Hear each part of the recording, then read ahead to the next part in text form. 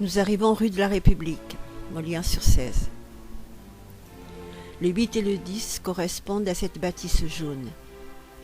Nous allons en direction de la 16 et nous allons décrire une boucle. Mais en réalité, nous allons nous trouver en dessous du 8 et du 10 à un moment. Le premier point gâchette, c'est celui-ci. Une énorme fosse qui collecte une grande partie des flux dans le lit de la rivière, inondée dès qu'elle prend tout son lit. Le tunnel en face d'évacuation, qui autrefois laissait à ciel ouvert directement les déverses. Actuellement, il est asséché. Et le point gâchette, le deuxième, c'est ce tuyau qui était bouché et qui a valu se référer. Il est actuellement inondé en permanence par un ruisseau, alors que ce n'était pas le cas. Il a été dégagé, mais il laisse passer, on le voit, pas mal de choses. Mais il n'y a plus ces dépôts fécaux au-dessous, comme il y avait avant, comme on voit dans les autres vidéos. Voilà la fosse.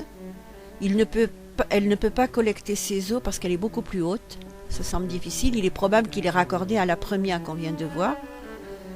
Mais comme il n'y a pas de moteur, on n'entend aucun bruit, et que la lagune est plus haute, on peut s'interroger sur le devenir des flux. Le village est en complète déshérence, et 95 000 € sont prévus pour un rond-point, alors que la passerelle est dans l'état que nous voyons, tout rouillé. Le sol était laissé voir le jour, mais maintenant les trous ont été bouchés. En dessous, des déverses. La plus importante est située sous la passerelle complètement, et pour la voir, maintenant que les trous ont été bouchés, c'est difficile.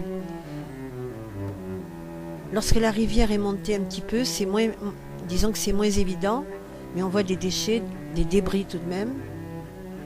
Mais ça sent moins mauvais, parfois même pas du tout, contrairement à d'habitude. Voilà.